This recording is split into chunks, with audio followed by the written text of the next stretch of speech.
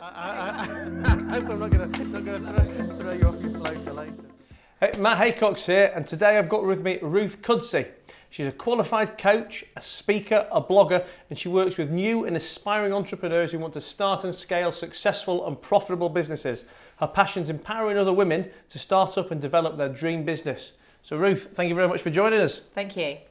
Obviously, I've given a little brief introduction to us, but can you just flesh it out for me and tell everyone about your career to date? Yeah, of course. So I am currently a coach, best-selling author. Didn't say that there. Best-selling author, speaker, I should have mentor. had that in my notes. I know. Where's your book? You need to be wafting your book I know. around I as should well. have brought my book with me. Best-selling author, speaker, mentor, and I've been doing this for about 5 years. On and off. I've been doing it full time for about 3 years. Before that, I was deputy head teacher of secondary schools, and before that, I used to work in recruitment and sales. So that's how I started off my career. Fantastic. Quite a varied journey there. Yes. So, I mean, along the way, what would you say the best decision you've ever made is? The best decision I ever made was leaving education to work for myself, definitely. I think I've never really been one to have someone tell me what to do. And I think that actually making that leap and going into entrepreneurship full time was definitely the best thing that I've ever done. But how did you end up in education? If you're going from recruitment to, when you say you were in recruitment, as in you were a recruiter, you were. Yeah. So I was You're on the phone annoying us every time you see someone posting on LinkedIn. You were out there annoying us. Yeah, but I was before LinkedIn happened. But I was still annoying people a lot and calling them a lot and calling them at work and being generally one of those people. So I did that for probably 3 years. I worked in sales before university and then did that afterwards. And it was great. Like, I got to travel, I lived in New York, but it was just a bit soulless because I was just annoying everyone. And what I really liked was like the coaching element of it. And I think I had enough. So I thought I wanted to do something that was more meaningful. So I thought I'd become a teacher because that was obviously, that was going to be really meaningful and fulfilling. So I went down that route. And what was your subject? My subject was business. Okay. Yeah, business and economics. So is that your educational background at university? Did you study business and economics? I studied business and psychology at university, and I did a master's in psychology and various coaching bits and business bits. But yeah, business it's been something I've always been quite obsessed with. Cool. And tell me, what would you say the scariest moment along the way has been? The scariest moment was definitely when it was June 2017. So it's very specific, this one. Very specific, yeah. We just had our wedding, which if anyone's got married, your budget, it's a bit like doing building work. Your budget and the reality are kind of unrelated. So we just had our wedding. I was not my business was full time. I had 2 kids. One of them wasn't even 2. One was 3. And I had to bring in a certain amount every month. And I think that was when I first felt the pressure, because before that I've been doing consulting, I've been doing bits in education, I've been doing coaching in education. And this was when my business was like full time, I had to do it. So that was definitely the scariest moment, because I was thinking, if this doesn't work, we've spent all our savings on our wedding, I'm not really sure what I'm going to do. So that was the scariest. Oh, I'll go off on a complete tangent and tell you you should save money on the wedding and got married like me. I was I probably should have. I'll give you 3 guesses, and you still never get. I'll give you 3,000 guesses. I got married dressed as Captain Kirk on the Starship Enterprise on the bridge of the Starship Enterprise in Las Vegas. Also married by Captain Kirk. Do you like Star Trek? No, never seen an episode. Never seen an episode in my life. I've got no interest in sci-fi whatsoever. But it was a. You don't know what to say. I don't know what to say. I hope I'm not gonna throw you off your flow for later. But yeah, no. Was there alcohol involved? No. This makes it even worse. This was actually a planned wedding. With 2 or 3 months planning, we actually decided to do this. So. Okay. So there. Yeah, I should. If I get married again, I'll come to you for some advice. Do that. Well, I've ended up divorced as well. So I wasn't divorced by Captain Kirk, but we did that all by ourselves. Anyway, I can't can't not laugh.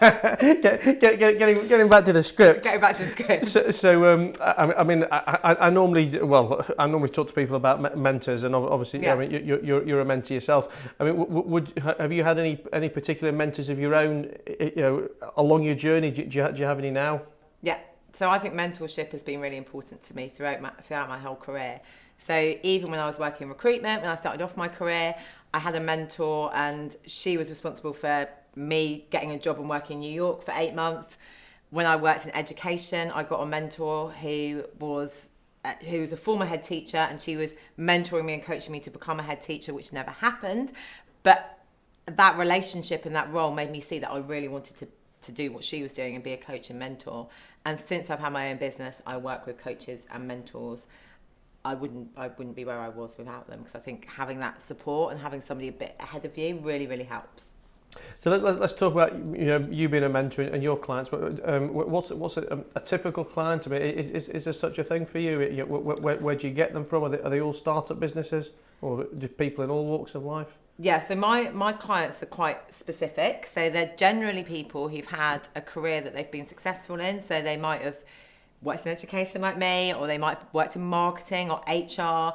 So they've been successful in their career, and then they want to change. They want to have their own business. So they've either done one of two things. They've worked in marketing for 15, 20 years, and they want to have their own marketing consultancy or PR agency or HR consultancy, or they have decided to retrain. They've retrained to do something different. That's generally quite a lot of health coaches, business coaches, career coaches, lots of different types of coaches are usually in that field. So they're people that have been successful before, but they don't really know about having their own business, and they don't really know very much about the online world. A lot of people that I work with work online. So it's about, and where do I find them? I find them predominantly online. So through Facebook. Facebook is my main channel to find people. Obviously my book, I've got people from that. I've got a YouTube channel. It's a very small YouTube channel, but I do still get some people from that. And a little bit from Instagram, but it's predominantly Facebook and referrals. Fantastic. And I mean, how often would you see a typical client? And honestly, does this tend to be Skype-based stuff, telephone-based? Okay. Yeah. So usually it's Zoom, and I see them either once a fortnight or once a month. And when you talk about people who've previously had a successful career, but that they're either looking to change or looking to set themselves up, do you tend to get them when they've already made that decision to change, or do you ever deal with people who kind of they want to change but they kind of can't quite find the the courage for or the motivation, or whatever word we're going to use to actually make the leap from what they're already doing? No, I used to work with quite a few people like that, but I think that my personality, I probably would not be the best person for that, because I'd be a bit impatient. I'd be like, just fucking do it, come on. Just do it, you know what to do. So I work much better with people who've already either made a decision or started out, and they know that they want to have a business. So it could be right at the beginning, or they might be a year or so in, and then they're looking to scale. Fantastic. So, and what I'm going to ask you two things actually on the same thing. I normally ask people, what the best piece of advice you've ever been given is. But I'm going to ask you two things. I'm going to ask you what the best piece of advice you've ever been given is, and what you think the single best piece of advice you've ever given one specific person is. If you've got to single out all your mentorship sessions. Okay, the best piece of advice that I've ever been given is to go for it. Is to just do it. I think that all of us can sit around waiting for perfection and the perfect moment, but that doesn't actually exist. The perfect time for anything doesn't exist. So if you get on and do it, you're going to learn when you're doing it. And I think the best piece of advice that I've given someone, which wouldn't be that, would be to always evaluate things. So test and evaluate. You don't know, we never know what's going to work unless we look back at it and evaluate, and then make decisions based on that. So testing. I always talk to everyone about testing. Tell me, have you dealt with any clients where you kind of haven't been able to fix a problem, find a solution? No matter how hard you try, you can't seem to get them to where they want to be. I think that as a mentor and a coach, you can't fix anyone. So people might come to you and they have to take the action. So I have had clients who haven't taken action, and I have probably two clients who I've identified in the relationship that they need a different type of support. But generally, people come to me, they know that I'm going to make them do the work. So it generally works. But of course, you're never going to get 100% success rate when you're working with people. Sure. Because you don't know what they're going to do. So tell me about your future plans. What's on the horizon? Anything exciting for us to be looking out for? So I'm going to launch a podcast in Q2, I'm going to say. So I'm going to launch a podcast in Q2. Are you having me on there as a guest? I will definitely have you on there as a guest. Good. Yeah, you're signed up. So I'm going to launch a podcast in Q2. I wrote a book last year, but I'm going to publish a book this year, which I think is going to be a lot more focused on my business and on one of my programs. And yeah, hopefully this year is going to be a year where I really scale. So I've got lots of different programs, but I've really streamlined. I just want to focus on scaling. And how would you look to scale this business insofar as, are you looking to scale with more individual mentees, or is there a kind of an even bigger picture to get even greater scale than that? Yeah, so I would scale with, at the moment, I don't want to take people on and have them as my coaches. I do have a couple of associate coaches and mentors, but what I want to do is have more group programs. So have a group mastermind, which I've got, which I want to grow, and a group program, which I want to grow as well, which I'm launching tomorrow. Oh, really? And do you do your group masterminds online as well? Yeah, but we do have some face-to-face meetups. We have 4 face-to-face 2-day meetups a year. Cool. So, as you know, my space is finance, investment, business loans, etc. I always like to ask all my guests if I was to invest in you, if I was to give you a business loan for a certain purpose, but it can't be in the space that you're already in, what would you like to do? Yeah, this is completely off the wall. So I was reading this and I was thinking, I would start like an eco lodge or an eco travel business, but I would like to have a lodge in Ghana. So in the beaches, like on the Cape Coast in Ghana, there's really good surfing. It's really, really beautiful. You could also do like kind of trekking and stuff. The wildlife, they don't have any of the big wildlife. They don't have lions or anything like that, but they have smaller wildlife. So it kind of be like an eco tour in Ghana. That's what I'd invest the money in. Cool. But it'll probably be a lot of money.